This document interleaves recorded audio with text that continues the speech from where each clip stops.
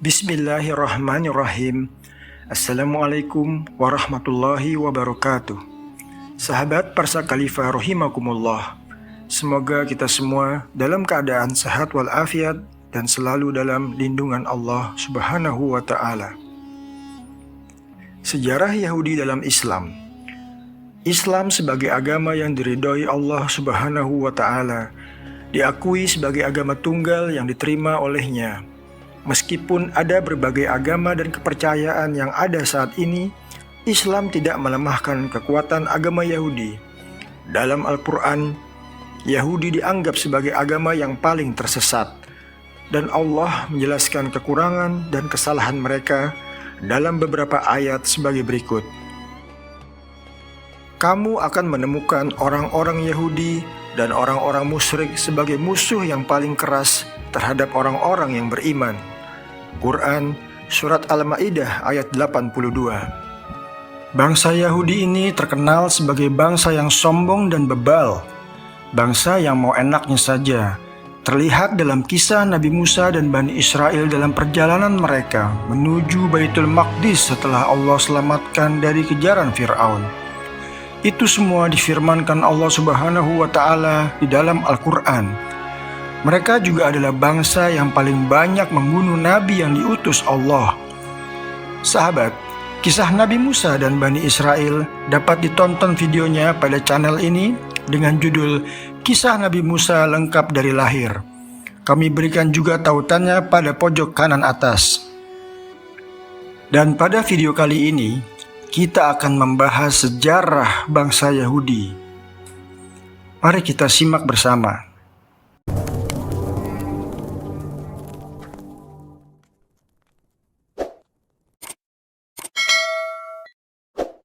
Untuk memahami agama Yahudi, penting untuk mengetahui sejarahnya, terutama dalam konteks sejarah Islam.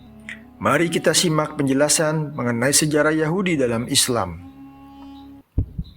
Sejarah Yahudi juga dikenal sebagai Bani Israel, di mana pada saat masa Nabi Ibrahim alaihissalam, Nabi Ibrahim dilahirkan dan tumbuh di Babilonia, di mana penduduknya terlibat dalam berbagai bentuk penyembahan berhala dan syirik. Menyembah berhala, batu, matahari dan bintang. Pada saat itu, kecuali Nabi Ibrahim dan istrinya dan keponakannya, Nabi Lut, semua penduduk Babilonia menolak keberadaan Allah Subhanahu wa taala. Nabi Ibrahim melakukan berbagai upaya dakwah untuk mengajak penduduk negeri tersebut menyembah Allah Subhanahu wa taala. Bahkan termasuk ayahnya sendiri yang merupakan seorang pematung berhala. Namun, dakwah Nabi Ibrahim tidak disambut baik dan akhirnya dia dan istrinya berpindah ke Palestina. Pada saat itu dikenal sebagai Syam. Mereka menetap di daerah Nablus, tetapi ketika negeri itu terkena musibah, mereka pindah ke Mesir. Di Mesir, Ibrahim mendapatkan seorang istri bernama Sarah, dan kemudian dia kembali ke Palestina. Nabi Ibrahim memiliki seorang anak dari Hajar yang diberi nama Ismail, yang kemudian dia bawa ke lembah Makkah untuk membangun Ka'bah. Dari istrinya Sarah, Ibrahim memiliki seorang putra bernama Ishak. Nabi Ishak menikah dengan Rafkah binti Batuil, dan mereka memiliki anak kembar bernama Isu dan Yakub. Isu atau Is ini disebut-sebut sebagai nenek moyang yang melahirkan bangsa Romawi. Sedangkan Yakub adalah salah seorang anak dari Ishak dan cucu Nabi Ibrahim alaihissalam yang kelak mendapatkan tugas untuk melanjutkan perjuangan dakwah pendahulunya sebagai nabi dan rasul. Nabi Yakub diberkahi oleh Allah dengan 12 anak. Di antaranya adalah Ruwaibil, Syamun, Lua, Yahuza, Isakhar, Zailun, Yusuf, Benyamin, Dan, Naftali, Had, dan Asyir. Di antara ke-12 anaknya, Yakub sangat mencintai Yusuf. Hal ini menyebabkan saudara-saudaranya merasa cemburu dan berusaha untuk membuang Yusuf ke dalam sumur. Yusuf kemudian ditemukan oleh musafir dan dijual kepada seorang penguasa Mesir saat itu. Di Mesir, Nabi Yusuf sukses menjadi bendahara negara dan dia mengajak ayah dan saudara-saudaranya untuk pindah ke Mesir. Begitu kisah singkat ceritanya. Pada masa itu, Fir'aun yang berkuasa sangat zalim terhadap masyarakatnya. Ia memerintahkan orang-orang Bani Israel untuk membunuh anak laki-laki mereka dan membiarkan anak perempuan hidup. Allah mengutus Nabi Musa dan Harun untuk memberikan dakwah kepada Fir'aun pada saat itu. Upaya dakwah Musa dan Harun mendapat perlawanan yang hebat dari Fir'aun dan para tukang sihirnya.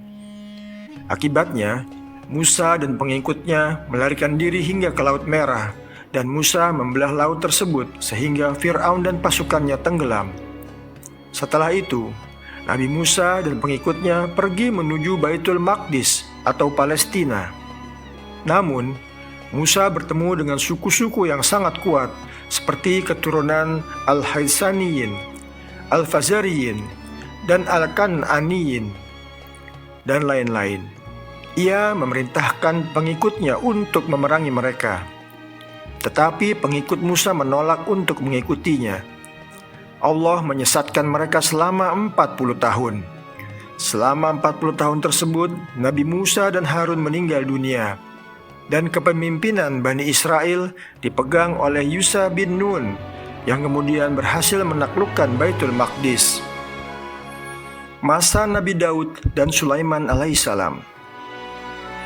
Setelah Bani Israel menetap di Palestina, mereka mengalami 3 periode, yaitu periode kehakiman, periode kerajaan, dan periode perselisihan.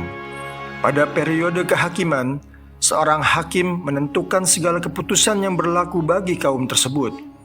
Pada periode kerajaan, Nabi Daud mengalahkan Talut dan menjadi raja di negeri tersebut. Dan kemudian jabatan itu dilanjutkan oleh putranya, Nabi Sulaiman. Setelah Nabi Sulaiman meninggal, terjadi perselisihan di antara keturunannya.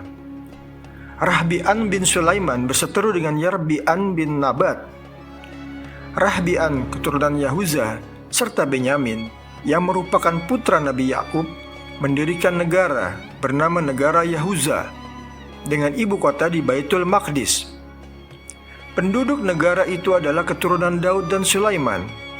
Di sisi lain, Yarbi'an bin Nabat dan ke-10 keturunannya mendirikan suatu negara yang sekarang dikenal sebagai negara Israel di utara Palestina, dengan ibu kota di Nablus. Mereka dikenal sebagai orang-orang Syamir, mengacu pada nama gunung di wilayah tersebut. Masa penjajahan Babilonia. Pada sekitar tahun 586 sebelum Masehi, Raja Babilonia, Nebukadnezar, berhasil menaklukkan Palestina, mengusir penduduknya dan menghancurkan negara Yahuza. Orang-orang Yahudi ditawan dan dijadikan budak oleh Babilonia. Pada tahun 538 sebelum Masehi, Raja Persia, Koreshi, menaklukkan Babilonia dan membebaskan para tawanan Yahudi. Sebagian dari mereka kembali ke Palestina. Masa Nabi Isa alaihissalam. Sekitar tahun 135 sebelum Masehi, Kekaisaran Romawi di bawah pemerintahan Adrianus berhasil mengalahkan pemberontakan Yahudi dan mengusir mereka dari Palestina. Akibatnya, mereka tersebar di berbagai tempat di dunia. Sebagian bangsa Yahudi menerima seruan Nabi Isa alaihissalam dan mengikuti ajarannya, membentuk komunitas Nasrani. Namun, ada juga yang tidak menerima ajaran Nabi Isa alaihissalam, sebagaimana firman Allah Subhanahu wa Ta'ala dalam Quran Surat Al-A'raf ayat 168. Dan ingatlah ketika Tuhanmu memberitahukan bahwa sesungguhnya Dia akan mengirim kepada mereka orang-orang Yahudi sampai hari kiamat, orang-orang yang akan menimpakan kepada mereka azab yang seburuk-buruknya. Sesungguhnya Tuhanmu amat cepat siksanya, dan sesungguhnya Dia adalah Maha Pengampun lagi Maha Penyayang. Quran Surat Al-A'raf ayat 167. Dan kami bagi-bagi mereka di dunia ini menjadi beberapa golongan. Di antaranya ada orang-orang yang saleh, dan di antaranya ada yang tidak demikian. dan kami coba mereka dengan nikmat yang baik-baik dan bencana yang buruk-buruk, agar mereka kembali kepada kebenaran. Quran Surat Al-A'raf ayat 168. Tentara Romawi saat itu bersama dengan para pemimpin agama Yahudi mencari Nabi Isa alaihissalam untuk disalibkan. Namun, Allah mengangkat Nabi Isa alaihissalam ke langit, dan seorang pengikutnya yang ingkar, yaitu Yudas, digantikan dengan penampilan yang serupa dan kemudian disalibkan sebagai pengganti Nabi Isa. Demikianlah sejarah Bani Israel atau orang-orang Yahudi yang berasal dari keturunan Bani Israel. Meskipun sejarah mereka sejalan dengan sejarah para nabi dan rasul, mereka tidak menerima ajaran Allah Subhanahu wa Ta'ala. Periode Romawi dan pembubaran Bait Suci. Setelah peristiwa penyaliban Nabi Isa alaihissalam, agama Kristen berkembang di bawah kekuasaan Romawi. Pada awalnya, agama Kristen dianggap sebagai cabang Yahudi, tetapi perpecahan antara umat Kristen dan Yahudi semakin membesar. Pada tahun 70 Masehi, Kaisar Romawi Titus menaklukkan Yerusalem dan menghancurkan Bait Suci kedua yang merupakan tempat ibadah utama bagi umat Yahudi. Pembubaran Bait Suci ini menjadi momen penting dalam sejarah Yahudi karena mengubah praktik agama mereka. Penyebaran diaspora Yahudi. Setelah kehancuran Bait Suci, banyak orang Yahudi terus tersebar di berbagai wilayah di luar Palestina. Periode ini dikenal sebagai diaspora Yahudi. Diaspora ini terjadi karena peristiwa-peristiwa seperti penaklukan Romawi, penindasan keagamaan, dan migrasi ekonomi. Orang-orang Yahudi membentuk komunitas di berbagai negara seperti Mesir, Persia, Yunani, dan wilayah-wilayah Romawi lainnya. Selama diaspora ini, budaya dan agama Yahudi tetap terjaga melalui sinagog-sinagog yang menjadi pusat keagamaan dan identitas komunitas Yahudi. Zaman kekhalifahan Islam. Pada abad ke-7 Masehi, Islam muncul di Arab dan kekhalifahan Islam mulai meluas. Dalam beberapa kasus, komunitas Yahudi yang hidup di bawah kekuasaan Islam diberikan perlindungan dan hak-hak tertentu sebagai dhimmi, yaitu non-muslim yang diberikan perlindungan dalam wilayah khalifahan. Namun, perlakuan terhadap komunitas Yahudi bervariasi tergantung pada waktu, tempat, dan pemerintahan yang berkuasa. Pogrom dan pengejaran di Eropa. Pada abad pertengahan dan masa modern awal, orang Yahudi di Eropa mengalami perlakuan yang tidak adil dan seringkali menjadi korban pogrom, yaitu serangan massa dan penindasan terhadap mereka. Mereka juga dianiaya melalui kebijakan diskriminatif dan pengusiran dari berbagai wilayah. Puncaknya adalah Holocaust selama Perang Dunia Kedua, di mana Nazi Jerman di bawah Adolf Hitler melakukan genosida terhadap 6 juta orang Yahudi. Pendirian negara Israel. Setelah berakhirnya Perang Dunia Kedua dan tragedi Holocaust, dukungan internasional yang signifikan untuk pendirian negara Yahudi muncul. Pada tahun 1947, Perserikatan Bangsa-Bangsa (PBB) mengusulkan pembagian Palestina menjadi 2 negara, satu untuk orang Yahudi dan satu untuk orang Arab. Pada tahun 1948, Israel secara resmi didirikan sebagai negara Yahudi modern.